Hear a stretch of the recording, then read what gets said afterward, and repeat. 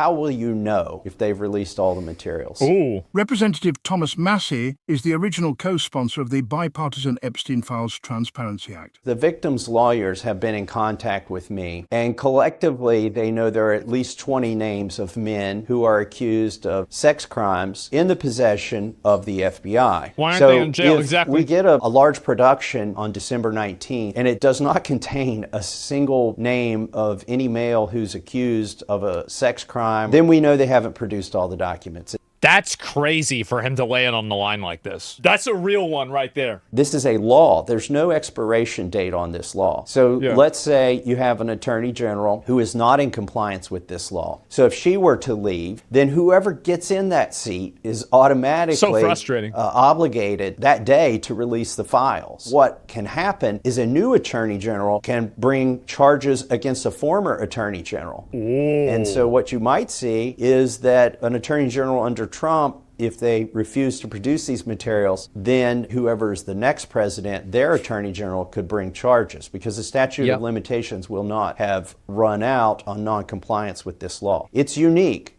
It's different than if there were a... Did you see that smile whenever he said that? He knew that this shit was going to happen. The other interesting thing here in this case, Pam Bondi has said in her official capacity, not necessarily under oath, we had her saying that there was tons of material on her desk and that she was in possession of it. And then she eventually changed her story to say that there's no material. How stupid is this? We know that's not true. We know that she has more material and she's going to have to produce that material.